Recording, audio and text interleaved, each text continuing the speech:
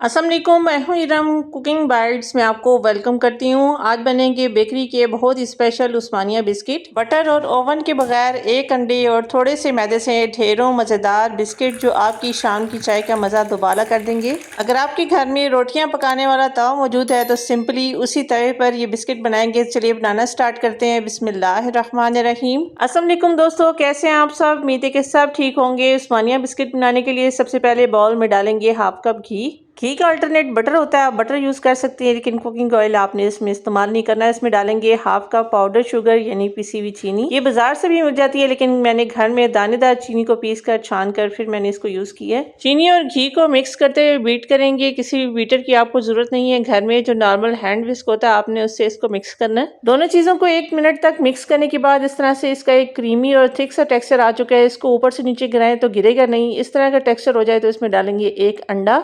अंडे को room temperature पर होना चाहिए। फ्रिज से निकालकर डायरेक्ट अंडा आपने इस मिक्सचर में यूज नहीं करना। अंडे को 10 मिनट तक बाहर निकाल कर रखेंगे। जब नॉर्मल टेम्परेचर पर आ जाए फिर डालकर इसको बीट करेंगे।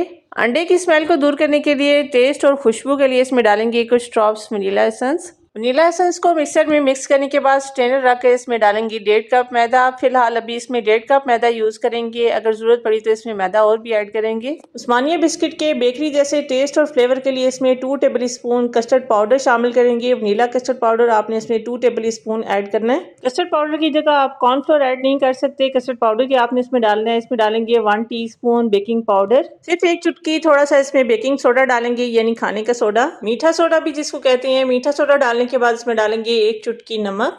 अब इन ड्राई इंग्रेडिएंट्स को बिस्किट के मिक्सचर में छानते हुए शामिल करेंगे। अगर आपके पास मैदा पहले से छना रखा है फिर भी दोबारा से आपने छानते हुए इसको ऐड करना है। स्पैचुला को इस तरह से क्लॉकवाइज घुमाते हुए इस मिक्सचर को मिक्स करेंगे। इस तरह से फोल्ड करने से आपको अंदाजा होगा कि आपने इसमें मैदा कितना और ऐड करना है। मिक्स करने के बाद बिस्किट की डो का ये मिक्सचर थोड़ा सा ढीला लग रहा है, डो फर्म नहीं होगी, इसलिए डो को परफेक्ट बनाने के लिए इसमें थोड़ा सा मैदा और ऐड करेंगे। 3 to 4 टेबल स्पून मैदा इसमें और डालकर मिक्स करेंगे। अब देखें, अब इसकी एक परफेक्ट कंसिस्टेंसी बन रही है। अब इस मिक्सचर से एक सॉफ्ट और स्मूथ सी डो तैयार होगी इंशाल्लाह ताला। अब स्पैचुला का काम हुआ ख़त्म। हम हाथ से इसको मिक्स करेंगे। मिक्स करते हुए इसकी एक डो तैयार करेंगे। बिस्किट की डो को ज़्यादा गूंदने और मसलने की ज़रूरत नहीं है, बस जस्ट हल्के हाथों से आपने इसको मिक्स करना है। सिर्फ मैदे के जो बिस्किट बनाए जाते हैं अक्सर वो फूल जाते हैं साइज़ में, जब उनको बेक किया जाता है तो वो फैल जाते हैं और कलर भी उन पे अच्छा नहीं आता। बिस्किट को परफेक्ट बनाने के लिए कुछ टिप्स हैं जो एंड में मैं आपके साथ शेयर करूँगी। लास्ट टाइम जब मैंने ज़ीरा बिस्किट की वीडियो अपलोड की थी तो एक भाई का कमेंट आया था कि इतने अच्छे कलर आता है आपकी बिस्किट का, आप तो ओवन इस्तेमाल करती हैं। तो मेरे भाई, मैं सारी बेकिंग पतीले और तवे पर करती हूँ, तो कुछ टिप्स एंड ट्रिक्स हैं जिनका ख्याल करती हूँ मैं और बहुत ही अच्छा सा कलर आता है ओवन के बगैर। मैं सारी बेकिंग करती हूँ। बिस्किट की डो बनाने के बाद बिस्किट तैयार करने से पहले 10 मिनट के लिए आपने ढक कर इसकी डो को फ्रीजर में रखना है। उस्मानिया बिस्किट की परफेक्ट शेप में कटिंग करने के लिए पहले एक बड़े साइज का शॉपिंग बैग लेकर स्क्वेयर शेप में इसको काटेंगे। बटर पेपर भी आप यूज कर सकती हैं, लेकिन शॉपिंग बैग से इसकी एक परफेक्ट सी शेप आएगी। हाथ से आपने पहले इसको फ्लैट करना है। अब रोलिंग पिन से इसको रोल करेंगे। रोलिंग पिन से आपने इतना इसको बेलना है कि ये 1/2 इंच इसकी मोटाई रह जाए। 1/2 इंच तक आपने इसको मोटा बेलना है। उस्मानिया बिस्किट थोड़े से मोटे और फ्लैट होते हैं।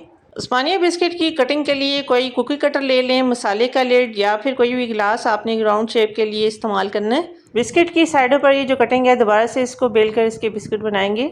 ये देखें कितनी परफेक्ट बिस्किट की शेप आई है। थिकनेस आप इसकी देख सकती हैं, 1/2 इंच के बराबर आपने इसको मोटा रखना है। बिस्किट रेडी करने के बाद अब इस मोल्ड को रेडी करेंगे जिसमें हमने बेकिंग करनी है। अच्छे से ऑयल से इसको ग्रीस करने के बाद ये बिस्किट थोड़े से फासले पर इस तरह से सेट करेंगे। बिस्किट की डो में हमने बेकिंग पाउडर और बेकिंग सोडा इस्तेमाल किया है, इसलिए साइज में ये काफ़ी हद तक फूलेंगे, इसलिए ट्रे में आपने ज़्यादा फासला देकर इनको सेट करना है। बिस्किट बनाने के बाद बिस्किट की ट्रे को आपने 10 मिनट के लिए फ्रीजर में रखना है। इससे ये होगा कि बिस्किट फैलेंगे नहीं और बेकिंग के वक्त इनकी शेप मेंटेन रहेगी। आज बिस्किट को हम बहुत ही सिंपल तरीके से तवे पर बेक करेंगे। अगर आपके घर में भी रोटियां पकाने वाला तवा है, सिंपल आपने इस तरह से ट्रे को इसके ऊपर रखना है। स्टैंड वगैरह की जरूरत नहीं है, कोई भी बड़ा बर्तन या पतीला जिसके ऊपर फिट आ जाए आपने इस तरह से उल्टा करके रखना है। सिर्फ 30 मिनट के लिए स्लो फ्लेम पर बिस्किट को बेक करेंगे, या फिर आप इन बिस्किट्स को इस तरह से पतीले में भी बेक कर सकते हैं। पतीला आपने 15 मिनट पहले अच्छी तरह से गर्म कर लेना है। कोई भी स्टील का बर्तन या स्टैंड आपने हाइट देने के लिए रखना है। बेकिंग की दूसरी ट्रे इसके ऊपर सेट करेंगे। बेकिंग के लिए आपने पतली स्किन का पतीला इस्तेमाल करना है।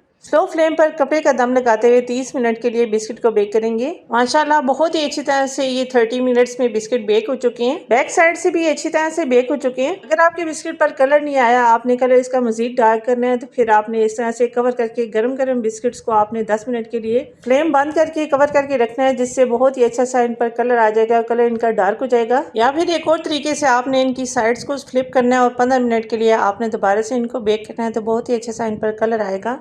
और ये देखिए तवे पर भी बहुत ही अच्छी तरह से ये बेकिंग हो चुकी है। तवे पर भी बहुत ही अच्छी तरह से ये बिस्किट बेक हो जाते हैं। बैक साइड से भी अच्छी तरह से बेक हुए हैं, आप देख सकते हैं। बिस्किट की ट्रे को अच्छी तरह से ठंडा करने के बाद फिर बिस्किट आपने ट्रे से निकालने हैं, वरना ये टूट भी जाते हैं।